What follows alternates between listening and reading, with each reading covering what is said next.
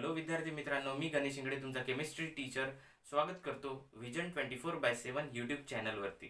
आज आपण बघणार आहे की तुमच्या एक्झामच्या पॉइंट ऑफ व्ह्यूनी कुठले कुठले केमिस्ट्रीचे टॉपिक्स इम्पॉर्टंट आहेत किंवा महत्त्वाचे आहेत। पूर्ण केमिस्ट्रीचा अभ्यास करणे हे गरजेचं नाही। एक्झाम जर तुम्हाला क्वालिफाय करायचं आहे तर त्यासाठी केमिस्ट्रीचा थोडाफार अभ्यास करणे हे महत्त्वाचंच आहे। अनेक जणांना केमिस्ट्री हा सगळ्यात जास्त टफेस्ट किंवा हार्डेस्ट पार्ट वाटतो, पण त्यामधून सुद्धा जे इझी क्वेश्चन्स येतात केमिस्ट्रीच्या पार्टमधून एक्झाममध्ये, ते अटेम्प्ट कसे करायचे किंवा मग त्या इझी क्वेश्चन्सचे मार्क्स कसे गेन करायचे ते आपण या व्हिडिओमध्ये बघणार आहे।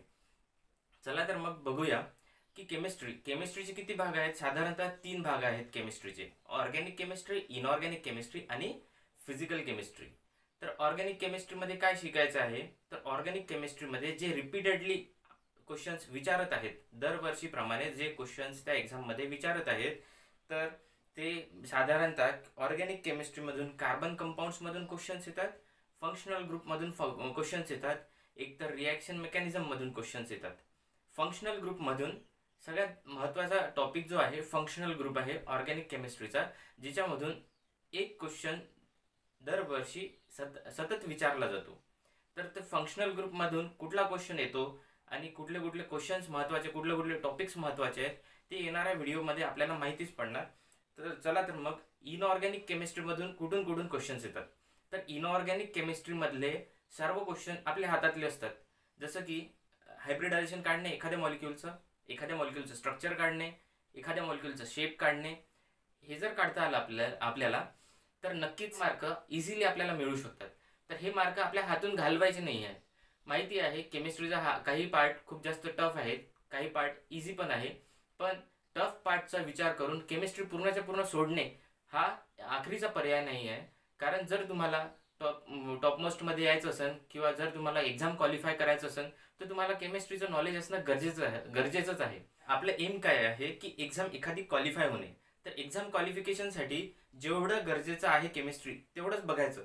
कारण जे इझी पार्ट आहेत, काही काही पार्टमधून तर एवढे इझी क्वेश्चन्स येतात की बघितल्याबरोबर सॉल्व्ह करू शकतो आपण। तर त्यासाठी तुम्हाला काय करावं लागेल, जे इझी टॉपिक्स आहेत केमिस्ट्रीचे त्या टॉपिक्सवरती लक्ष द्यावं लागेल, न की पूर्ण केमिस्ट्री सोडून देता थोडे जर इझी क्वेश्चन्स किंवा इझी टॉपिक्स जर आपण करून गेलो आणि त्या टॉपिक्समधून जर क्वेश्चन्स आला आपल्या एक्झाममध्ये आणि तो क्वेश्चन जर अटेम्प्ट केला तर नक्कीच आपला स्कोअर पण वाढेल आणि आपले क्वालिफिकेशन होण्याचे चान्सेस देखील वाढतील। चला तर मग आपण बघूया आता ऑर्गॅनिक केमिस्ट्रीमध्ये मी तुम्हाला काय सांगितलं की कार्बोनिल कंपाऊंड्स आणि फंक्शनल ग्रुप, आणखी काही टॉपिक्स आहेत जे की महत्त्वाचे आहेत, पण कार्बोनिल कंपाऊंड्स मधून एक क्वेश्चन नक्कीच येतो आणि फंक्शनल ग्रुपमधून 1 ते 2 क्वेश्चन नक्कीच येतात। तर हे 2 टॉपिक्स महत्त्वाचे आहेत।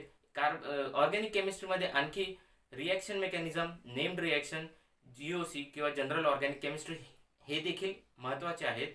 पण त्यापर्यंत पोहोचण्याआधी जे इझी टॉपिक्स आहेत त्यामधून जे इझी टॉपिक्स आहेत किंवा मग जे रिपीटेडली विचारत आहेत, या वर्षी सुद्धा विचारण्याची शक्यता आहे त्या टॉपिक्सची, तेच टॉपिक्स आपण या चॅनलवरती घेत आहे आणि तेही आपल्या ओन लँग्वेजमध्ये, इझी लँग्वेजमध्ये, जेणेकरून तुम्हाला समजायला इझी जाईल आणि क्वेश्चन सॉल्व्ह करायला सुद्धा इझी जाईल।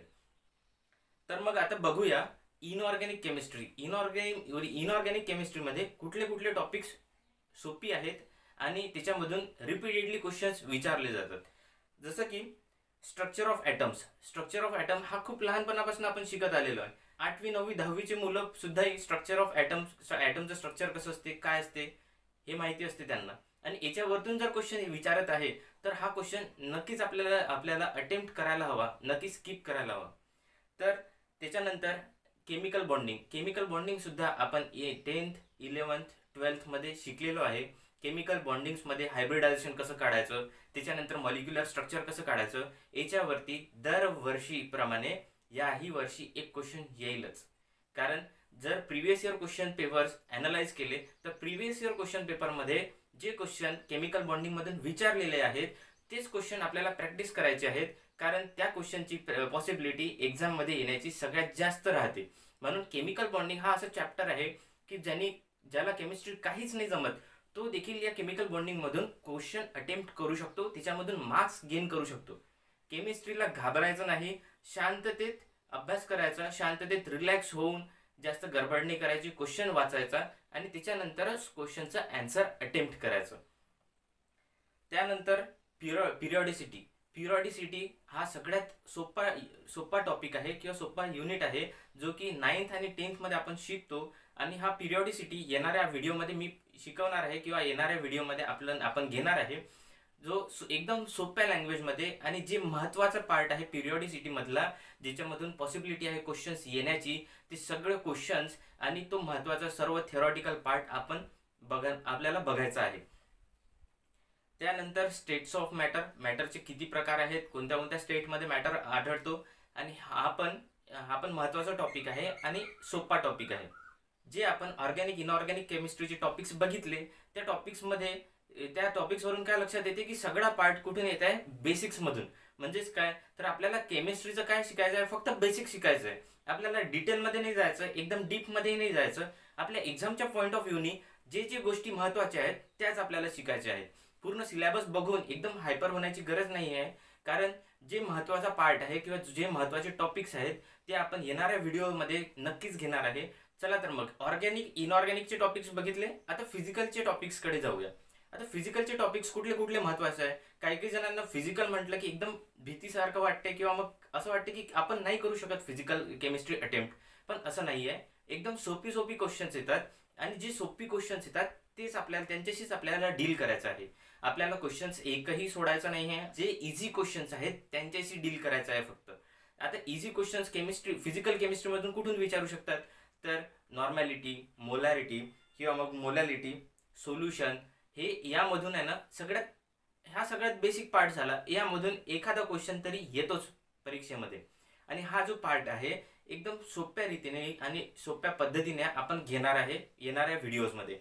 त्यानंतर पुढे बघूया केमिकल कायनेटिक्स. केमिकल कायनेटिक्स हा अत्यंत महत्त्वाचा, आणि या केमिकल कायनेटिक्स मध्ये सुद्धाही कुठला पार्ट करायचा आणि कुठला पार्ट सोडून द्यायचा ते पण आपण बघणार आहे. ऑर्डर ऑफ रिॲक्शन्स, त्याच्यानंतर entropy, एन्थॅल्पी, first order reaction, second order reaction, third order reaction, हे काय आहे ह्याचं डिटेलमध्ये अभ्यास करायचा आहे आपल्याला आणि क्वेश्चन्सला अटेम्प्ट करायचं आहे. आता डिटेलमध्ये याचा का बरं अभ्यास करायचा आहे, कारण जर आपल्याला एखादी गोष्ट समजून घ्यायची आहे तर त्याच्या मुळात जाणे महत्त्वाचं आहे. आता जसे जे टॉपिक्स मी घेतले हे सगळे बेसिक्स टॉपिक्स आहेत. आपल्याला हे आणखी डिटेलमध्ये नाही गेलेलं आहे आपण केमिस्ट्रीच्या.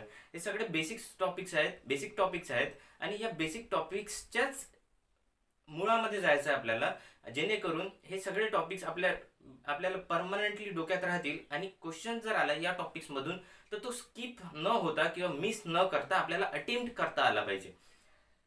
त्यानंतर बघूया फिजिकल केमिस्ट्रीचाच एक दुसरा पार्ट आहे क्रोमॅटोग्राफी. क्रोमॅटोग्राफी कशासाठी वापरतो आपण, तर क्रोमॅटोग्राफी वापरतो सेपरेशनसाठी. सेपरेशन कशाचं, तर एलिमेंट्सचं किंवा मग मेटलचं किंवा मग अमायनो ॲसिड्सचं. जर समजा आपल्याला केमिकल दिलेलं आहे त्याच्यामध्ये किती कुठला अमायनो ॲसिड प्रेझेंट आहे, तर हे कशावरून सेपरेट होणार आहे, किंवा मग कुठला मेटल प्रेझेंट आहे तर हे कशावरून सेपरेट होणार आहे. तर क्रोमॅटोग्राफीची एक टेक्निक आहे, जेणे काय होते, आपले जे मेटल्स आहेत किंवा नॉन मेटल्स आहेत किंवा अमायनो ॲसिड्स आहेत हे काय होतात, तर सेपरेट आउट होतात. तर विद्यार्थी मित्रांनो, माझं सांगण्याचं तात्पर्य हेच आहे की केमिस्ट्री हार्ड पार्ट आहे, मी मान्य करतो, पण याच्यामधूनही इझी क्वेश्चन्स येतात. ज्यांना खूपच हार्ड जाते केमिस्ट्री त्यांनी स्किप न करता यामधून जे सोपी टॉपिक्स आहेत, जे सोपी क्वेश्चन्स विचारतात, जे 11th 12th आणि 10th बेसिसवरती क्वेश्चन्स विचारतात, ते क्वेश्चन्स अटेम्प्ट करू शकतात. त्या क्वेश्चन्सला अटेम्प्ट करून तुमचे 5 ते 10 मार्क वाढवून घेऊ शकतात. तर पुढचे येणारे व्हिडिओज केमिस्ट्रीचे आणि जे फॉरेन्सिक सायन्सचे जे पुढचे येणारे व्हिडिओज नक्कीच बघा. चॅनलला सबस्क्राईब करा आणि बेल आयकॉनला क्लिक करा.